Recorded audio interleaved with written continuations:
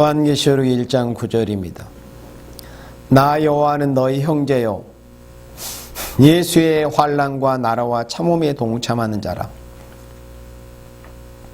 하나님의 말씀과 예수의 증거를 인하여 반모라는 섬에 있었더니 주의 날에 내가 성령에 감동하여 내 뒤에서 나는 나팔 소리 같은 큰 음성을 들으니 가로되 너 보는 것을 책에 써서 에베소, 서머나, 버가모, 두아디랴, 사대, 빌라델비아, 라오디게아 7 교회에 보내라 하시기로. 아멘.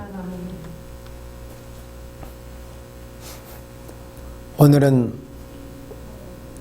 우리 그리스도인들에게 있어서 1년 365, 6일 중에 가장 기쁘고 즐거운 날입니다. 우리가 매주 복된 주일을 맞이하지만은 또 오늘은 특별히 교회에서 예수님 부활하신 날로 기념하여 예배드리고 감사드리는 복된 부활주일입니다. 예수님의 부활이 없었다는 것을 생각해 보면은 너무나 참 끔찍하고 생각하기도 싫은 그런 일입니다. 오늘 예수님 부활하신 이 부활주일에 먼저 독생자를 십자가에 우리를 위해서 대속의 제물로 내어주신 우리 하나님 여호와께 감사를 드리며 아버지의 뜻에 순종하셔서 죽기까지 순종하셔 우리 같은 죄인들을 위해서 십자가에서 기꺼이 대속의 제물이 되어주시고 또 죽음을 이기시고 사흘 만에 부활하셔서 우리에게 영원한 생명을 주신 우리 예수님께 감사를 드리며 찬양을 드립니다. 오늘 복된 부활주일을 맞이해서 여러분들에게 전할 말씀의 제목은 주님 부활하신 날에 보이신 계시라는 제목의 말씀으로 여러분들에게 말씀을 전하고자 합니다. 예수님 부활하신 날에 보이신 계시의 의미가 어떤 것인가? 여기 오늘 본문 10절 말씀에 주의 날에 내가 성령에 감동하여 이렇게 말씀하셨습니다. 9절에서는 나 여호와는 요한계시록을 반모섬에서 예수님께로부터 받아서 기록한 12제자 중에 한 분이었던 사도 요한은 이렇게 말씀합니다. 나 여호와는 너희 형제요 예수의 환난과 나라와 참음에 동참하는 자라. 사도 요한은 예수님께서 십자가에서 달리셔 사망의 고통을 당하실 때 12제자 중에 유일하게 예수님 십자가 아래 섰던 제자가 사도 요한이었습니다. 그렇게 예수님의 십자가의 환난에 동참했으며 지금 요한계시록을 받기까지는 예수님 부활 승천하신 이후 60여 년이라는 세월 동안에 그리스도 예수님의 십자가 부활을 증거하는 부활의 증인으로서 60여 년의 세월을 거쳐오면서 90고령쯤에 반모섬에서 이렇게 예수님께로부터 계시를 받고 있는 이런 모습입니다. 그래서 사도 요한은 예수의 환난과 나라와 참음에 동참하는 자라고 이렇게 자신을 소개했습니다. 그리고 하나님의 말씀과 예수의 증거를 인하여 반모라는 섬에 있었더니 예수님의 십자가 부활의 증인이 되어서 예수님의 십자가 부활을 증거하는 그런 과정에서 원수의 세력들에게 이제 유배당해서 반모섬에 있게 되었다는 것입니다. 그런데 예수님께로부터 예수님 재림하실 때 되어질 이 마지막 되어질 일에 대한 계시를 보게 될 그때는 언제였느냐 할 때 10절 말씀에 주의 날이라고 이렇게 분명히 밝히고 있습니다.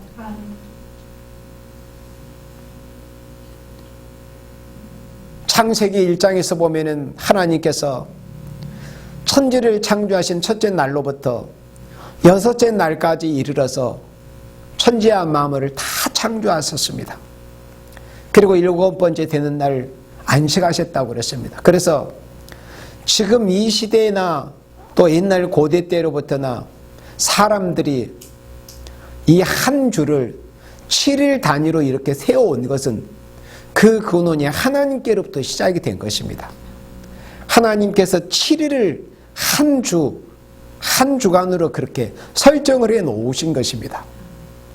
그것을 파괴하려고 시도했던 그런 세력 무리들도 있었습니다.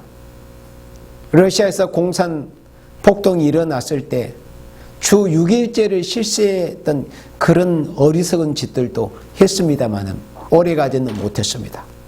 그래서 이 한 주간을 7일로 하나님이 설정을 해 놓으셨는데 구약 때는 첫째 아담에 속한 생명들은 하나님께서 첫째 아담에게 또 하나님의 사람 모세를 통해서 율법에 명하신 대로 한 일의 마지막 날을 안식하라는 그런 명령에 의해서 한 일의 마지막 날인 요즘 우리가 사용하고 있는 달력에서 마지막 날인 토요일을 안식으로 지켰습니다.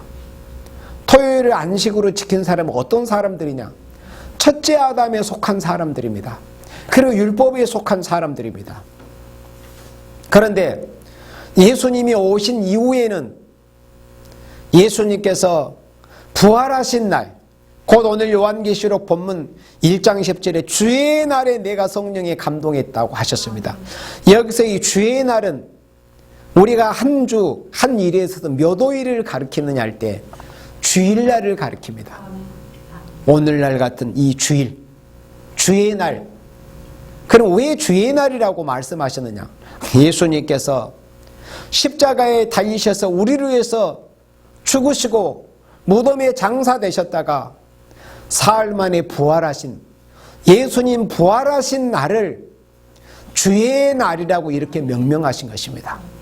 그래서 주의 날이라는 것은 예수님 부활하신 날입니다.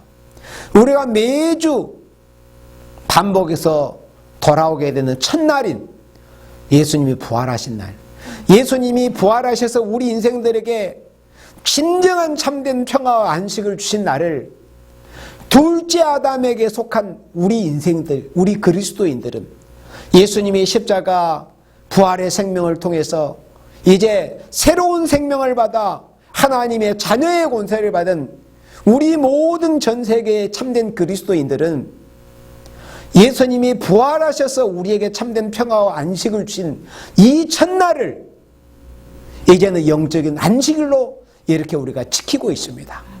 그래서 여기 10절에 주의 날이라고 하신 이 말씀은 예수님이 부활하신 날입니다. 예수님이 부활하신 주의 날에 예수님은 지금 이 신약교회가 영적인 신령한 안식일로 지키고 있는 이 일요일, 이 주일날 예수님은 부활하셨습니다.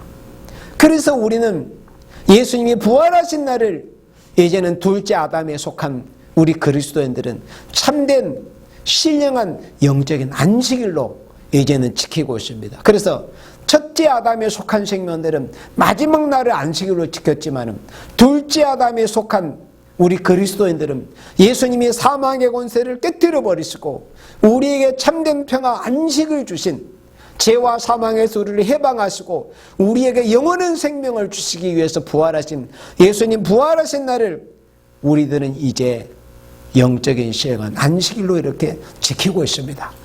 바로 이날 예수님께서 사도 요한에게 성령에 감동하셔서 이후에 마땅히 될 일에 관한 이 계시의 말씀을 사도 요한에게 주신 것입니다. 주의 날에 내가 성령에 감동하여 이렇게 말씀했습니다. 예수님 부활하신 날. 예수님 부활 승천하신 이후 제자들이 예수님의 분부를 받들어서 다락방에 모여서 120여 명의 성도들이 모여서 전혀 부르짖음에 힘쓸 때 열흘 만에 열흘째 되는 날, 곧 오순절 날의 이름에 성령께서 임하셨습니다. 바로 그 오순절 날이 우리가 6월절로부터 계산해 보면은 바로 주일날이었습니다. 6월절로부터 시작을 해서 7주간을 지나고 또 새롭게 돌아오는 첫날 오순절 날은 바로 주일날이었습니다. 예수님이 부활하신 날 주일, 또 성령께서 오순절 날 강림하신 날도 주일날이었습니다. 이 주일날 예수님께서 계시를 보여주셨습니다. 그래서 우리 예수님을 통해서 완전 계시, 인간 종말에 주님의 피로 값주고 사신 교회가 환난과 재앙을 면하고 주님 오셔서 이 땅에 이루실 안식의 축복을 받게 될 교회가 지켜야 될 이 말씀을 바로 주일날, 주님이 부활하신 날 이렇게 보이신 것입니다. 그래서 예수님 부활하신 이 날에 계시를 보신 이 의미가 어떤 의미를 담고 있느냐? 예수님 부활하신 이 주일날 요한에게 계시를 보이셨는데 고린도전서 15장 17절 말씀에 우리가 보면은 고린도전서 15장 17절 말씀을 보면은 이런 말씀이 있습니다. 부활에 관해서 사도 바울이 고린도 교회의 성도들에게 편지하게 될 때 부활이 우리 그리스도인들에게 얼마나 중요한 것일까? 과연 그리스도인들에게 예수님의 부활이 뭐고 부활이 뭔가 하는 그 부활의 의미와 그 가치에 대해서 이렇게 말씀하고 있는데 고린도전서 15장 17절에 그리스도께서 다시 사신 것이 없으면 너희의 믿음도 헛되다는 것을 말씀했습니다.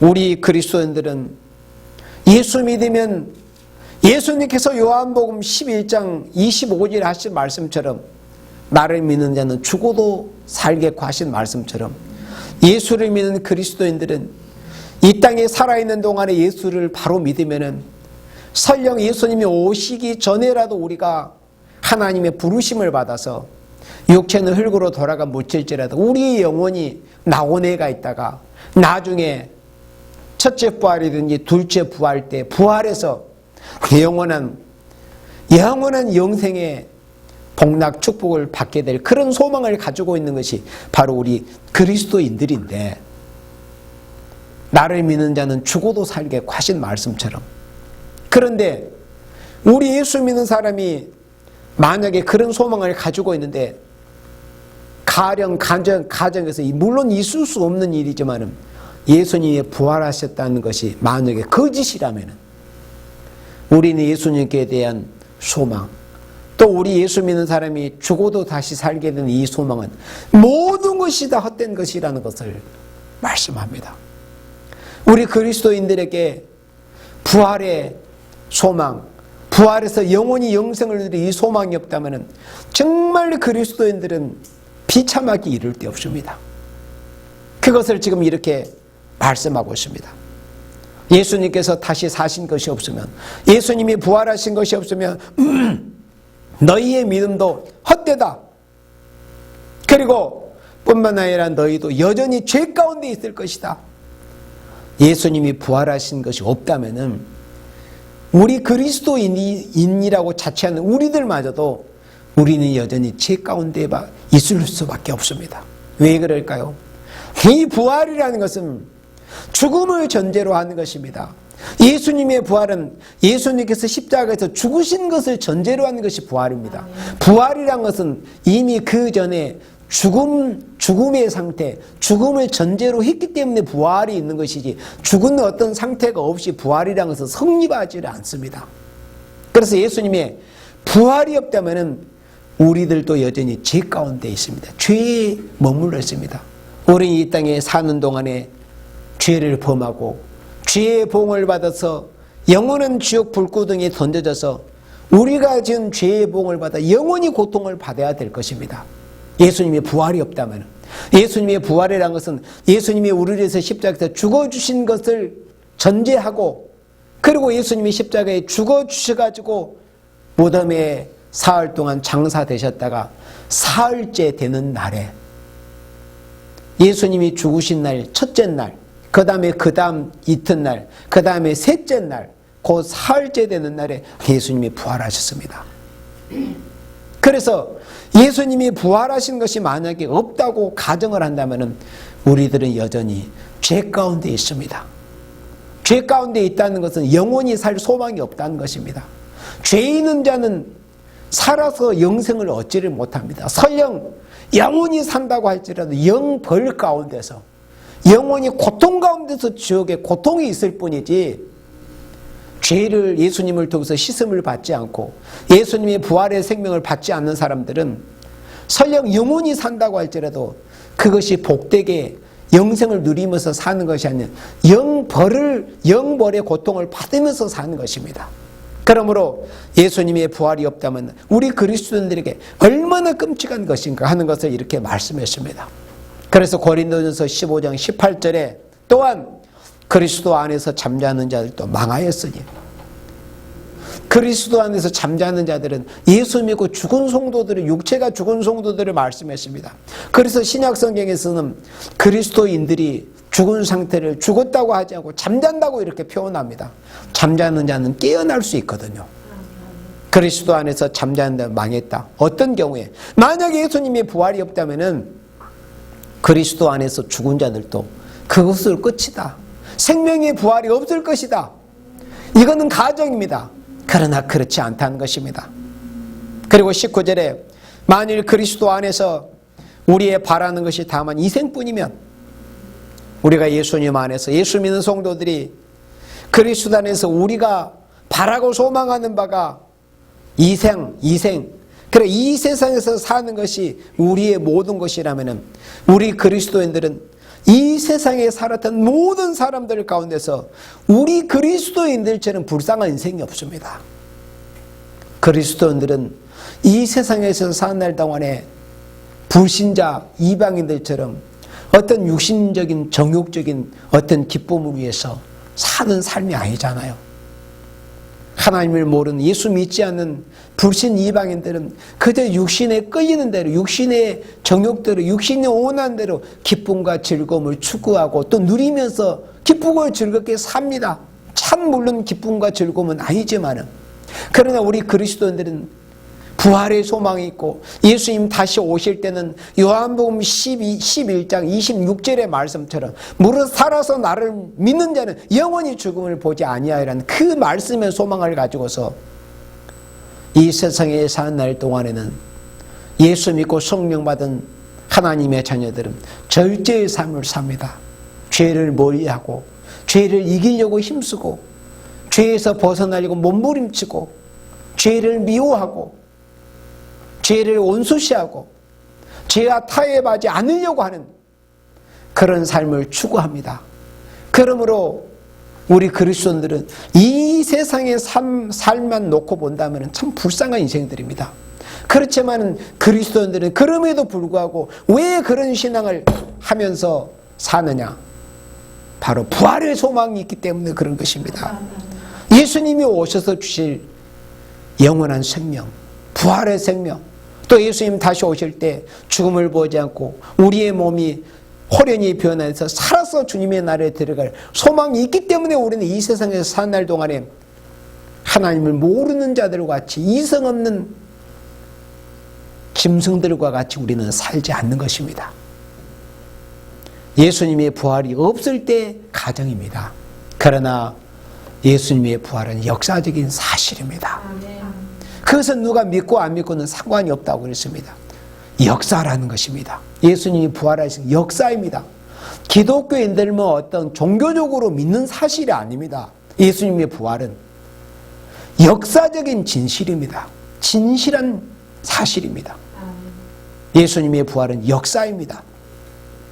그래서 이렇게 예수님이 부활하신 날, 그리스도인들에게 가장 소망이 뭡니까? 바로 부활의 소망이 아닙니까?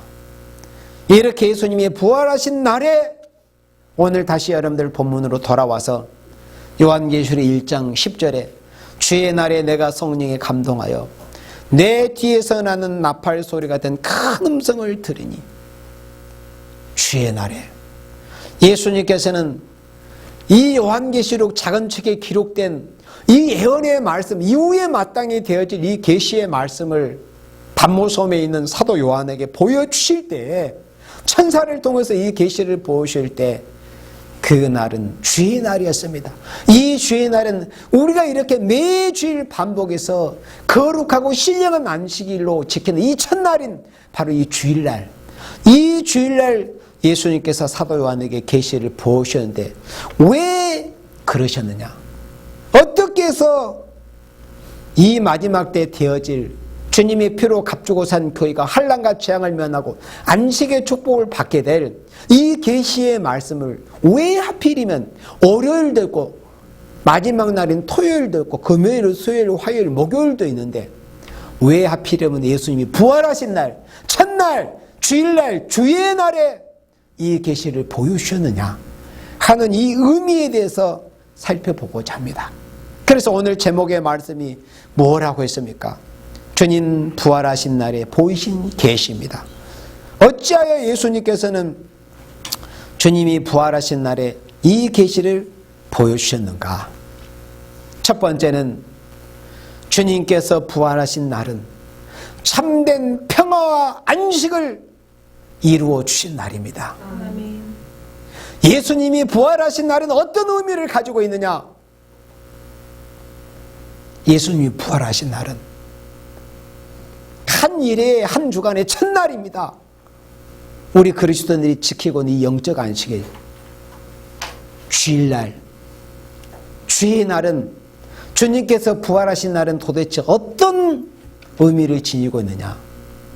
우리 인생에게 비로소 참된 평화 안식을 주신 날입니다. 아담의 범죄로 인해서 그때부터 우리 인생들은 안식을 잃어버렸습니다. 에덴 동산에서 거했던 처음 사람 아담과 하와에게 하나님께서 창세기 1장 28절 전후의 말씀처럼 축복을 주시고 안식을 주셨습니다. 그렇지만은 하나님의 말씀보다 간교하게 꾀이는 옛뱀, 요한계시록 20장 2절에서 붉은 용, 마귀를 잡고 보니까 요 녀석의 근원 정체가 옛뱀이었던 것입니다. 타락한 천사가 아니고 옛뱀, 하나님의 말씀보다 더 간교하게 꾀이는 하나님처럼 될 수 있다는 그런 달콤한 감언 이설에 속아서 우리 인류의 시조가 범죄했습니다. 그러므로 하나님께 범죄한 인생에게는 참된 안식이 있을 수 없습니다. 아담의 범죄 이후로 우리 인간은 언제와 자범죄를 반복함으로 인해서 참된 안식이 있을 수가 없었습니다. 그런데 예수님이 이 땅에 오심으로, 그리고 예수님께서 십자가에서 우리 죄의 문제를 해결해 주시고 장사되셨다가 사흘째 되는 날 사흘 만에 부활하심으로 요한복음 20장 말씀처럼 너에게 평강이 있을지어다 하신 그 말씀처럼 우리 인생들에게 예수님께서 참된 평화 안식을 주셨습니다. 너희에게 평강이 있을지어다. 요한복음 20장 19절 말씀에 예수님께서 부활하신 날 막달라 마리아에게 보이시고 나를 만지지 말아라. 내가 아직 아버지께 올라가지 않았다. 내가 성부 하나님 여호와께 올라가서 하나님 아버지를 배웠고 그리고 나서 너희들에게 나타날 때 그때는 너희들이 나를 만지고 나에 대해서 부활을 확인하는 것을 내가 허락하겠다. 그렇게 하시면서 그토록 간절한 예수님 배우기를, 예수님의 그 시신에 향품이라도 발라드리겠다는 그 간절한 사랑의 소망을 가졌던 그 막달라 마리아, 그 전에 7 귀신이 들려서 사람에게 사람다운 취급을 받지 못하고 살았던 그 여인 막달라 마리아, 그런 은혜를 입었던 예수님에 대해서 그 시신의 향품이라도 발라드리겠다는 그런 애틋한 마음을 가지고 부활하신 새벽에 무덤을 찾은 그 막달라 마리아에게 부활하신 그 예수님의 영광의 존재를 처음으로 이 세상의 인류 가운데 인생들 중에서는 가장 먼저 막달라 마리아가 볼 수 있도록 예수님이 허락을 하신 것입니다. 그 막달라 마리아의 간절한 그 소원을 들어주신 것입니다. 우리는 예수님께 대해서 간절히 소망하면은 우리 주님은 우리의 중심을 아시고 우리 중심의 간절한 소원을 아시기 때문에 정말 우리가 주님께 대해서 주님이 합당히 여기실 만한 간절한 중심의 소원을 우리가 가졌다면 우리 주님은 아시고 다 들어주십니다. 그래서 막달라 마리아에게 부활하신 그 영광의 존재를 처음 배울 수 있도록 허락을 하신 것입니다. 그리고 예수님은 이제 하나님 아버지께로 올라가셨습니다. 그런데 유대인들은, 사도들은 유대인들이 두려워서 문을 걸어 잠그고 있었는데 그 예수님이 부활하신 날, 그러니까 오늘날 같은 이 주일날 저녁 때쯤에 예수님께서 제자들이 문을 다 꽁꽁 걸어 잠그고 있을 때 예수님께서 제자들이 거하던 방 안으로 들어오셨습니다. 그때 제자들은 너무 무섭고 놀라 유령인 줄 알았습니다. 어찌하여 문을 닫고 있는데 문이 열리지도 않고 예수님이 들어오시느냐, 유령이지 않는가 두려워했습니다. 예수님은 두려워하지 마라. 너희 보는 바와 같이 나는 이렇게 살이 있다. 만져봐라. 여기 먹을 것이 없느냐, 구운 생선이 없느냐, 가져와 봐라. 영은 먹을 수 없지만은 나는 이렇게 너희들이 보고 만지는 것처럼 내가 육체로 부활을 했다, 영으로 부활했다고 하는 자들이 그들이 곧 적그리스도요 사입입니다. 예수님은 육체로 부활하셨습니다. 영뿐만이 아니라 예수님은 육체가 부활하셨습니다. 그래서 구운 생선을 제자들이 보는 가운데서 일부러 잡수시는 모습을 보이시기까지 했습니다. 그것은 왜입니까? 육체가 부활했다는 확신을 제자들에게 확증을 주시기 위해서 그런 겁니다. 제자들은 예수님의 부활을 증거할 증인이 되어야 될 사람들이기 때문에, 증인이라는 것은 자신이 직접 눈으로 보고 목격하고 직접 듣고 만져봐야만이 확실한 목숨을 걸고 나가서 증거할 수 있는 증인이 될 수 있는 것입니다. 그래서 증인의 자격의 사명을 이루어 주시기 위해서 부활의 모습을 확실하게 보여주셨던 것입니다. 예수님이 이 마지막 때 되어질 이 계시의 말씀을 예수님 부활하신 이 주일날 주의 날에 보신 그 의미는 참된 평화 안식을 이루어 주신 날이다. 곧 요한계시록은 우리에게 왜 주셨느냐? 바로 우리 인생들에게 첫째 아담의 범죄로부터 시작을 해서 우리 인간에게는 참된 평화 안식이 없었습니다. 그래서 에덴 동산에 쫓겨났습니다. 그러나 참된 평화 안식을 받게 될, 우리가 이 인간 종말 예수님이 다시 오실 때는 예언의 말씀을 읽고 듣고 지킴으로, 이 작은 책인 요한계시록에 기록된 예언의 말씀을 읽고 듣고 지킴으로 에덴 동산에서 상실했던 그 참된 평화 안식을 다시 이제 회복받게 됩니다. 그 참된 평화 안식을 받게 될 이 말씀, 이 요한계시록의 말씀을 예수님이 부활하신 주의 날, 주일날 이 말씀을 계시로 주신 것입니다. 그것은 어떤 의미입니까? 예수님이 부활하신 날은 우리 인생들에게 진정한 참으로 참된 평화 안식을 이루어 주신 날이다 하는 그런 의미를 가지고 있다는 것입니다. 그리고 두 번째는 예수님께서 예수님 부활하신 주의 날에 계시를 보이신 그 이후에 두 번째는 예수님의 부활은 유월절 절기에 이루어진 일이었습니다. 예수님께서는 유월절 어린 양으로 피 흘려주시고 그 유월절 절기 기간에 예수님께서 유월절 절기, 무교절 절기 기간에 예수님은 부활하셨습니다. 그러면 예수님의 부활은 어떤 의미를 가지고 있느냐? 예수님의 부활은 바로 우리 인생들이 인간 종말에 마치 지금으로부터 대략 한 3,500여 년 전에 육적 이스라엘, 민족적 이스라엘이 애굽에서 출애굽할 당시 하나님이 10가지 재앙을 내림으로 인해서 양의 피를 바르지 않는 애굽인들과 이방인들에게 하나님께서 창자를 치는 재앙을 내리셨지만은 어린 양을 잡아서 문 설주와 좌우 임방에 바른 이스라엘 가정은 한 가정도 장자가 죽는 그런 재앙을 받지 않도록 해주셨습니다. 그래서 6월절 절기 예수님이 부활하신 것은 바로 우리가 예수 믿으면 그렇게 재앙을 받지 않는다는 거예요. 영원한 저주를 받지 않는다는 것이죠. 6월절 어린 양으로 우리를 위해서 피 흘려주신 우리 예수님을 믿게 되면은 그 어린 양, 6월절 어린 양 되시는 예수님의 십자가의 보혈을 통해서 우리가 영원한 저주에서 벗어나게 된다. 영원한 재앙에서 벗어나게 된다는 것을 의미하는 것입니다. 그래서 예수님이 부활하신 그 날이 6월절 절기 기간에 이루어진 것은 이스라엘 민족이 애굽에서 나온 절기가 곧 예수님이 부활하신 날과 똑같은 의미를 가지고 있습니다. 예수님이 부활하신 날과 동일하다는 것입니다. 왜냐? 앞으로 재앙의 날에 구원받을 일은 6월절과 같은 의미를 가지고 있습니다.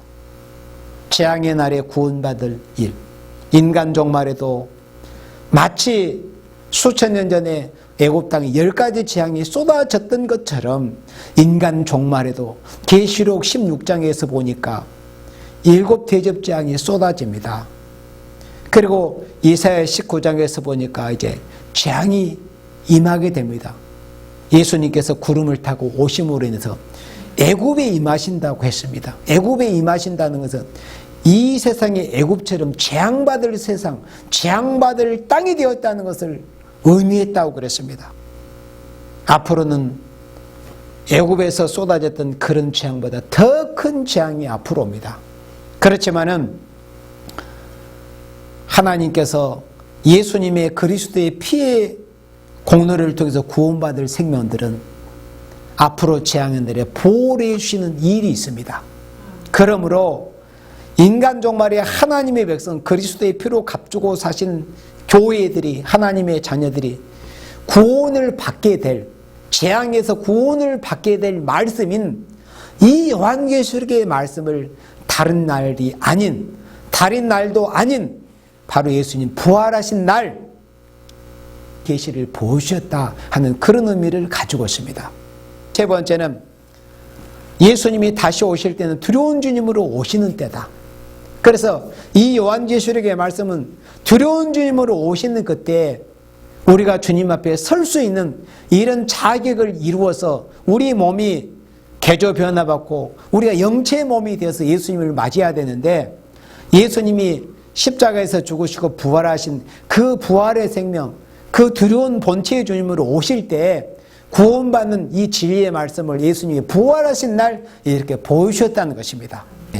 우리가 부활주일 주님의 부활로 말미암아 주와 같이 소망을 갖게 된 것을 우리가 감사하면서 이제는 다시 오실 죄와 상관이 없는 사람이 되어야만이 다시 오실 재림 주님을 맞이할 수 있겠다 하는 이런 마음을 우리가 다시금 새롭게 다지면서 우리가 죄와 상관이 없이 돼야 된다. 이런 모습으로는 결코 그 누구도 예수님의 재림 주님 앞에 설 수 없다. 그러므로 근본 부활주일 이 오늘 우리가 다시 한번 마음을 새롭게 하고 어떻게 하면은 우리가 다시 오실 재림 주님 앞에 죄와 상관이 없이 설 수 있을 것인가 하는 우리가 깊이 정말 뼈저리게 우리 자신들의 지난 날을 뒤돌아보면서 우리의 신앙도 또 하나님의 말씀을 하는 지식도 우리 인격도 우리 생활도 정말 우리가 예수님이 부활하셔서 우리에게 새로운 생명을 주신 것처럼 우리가 묵은 지난날 또 묵은 어떤 지난날의 생명들 시간들을 우리가 새롭게 다 십자가에 못 박아버리고 예수님이 부활하셔가지고 우리에게 새로운 생명을 주신 이 부활절 우리의 모든 것이 다 새롭게 출발이 되는 이런 기점이 되어서 다시 오실 재림 주님 앞에 영광스럽게 설 수 있는 여러분들이 되시기를 주님의 이름으로 축원합니다.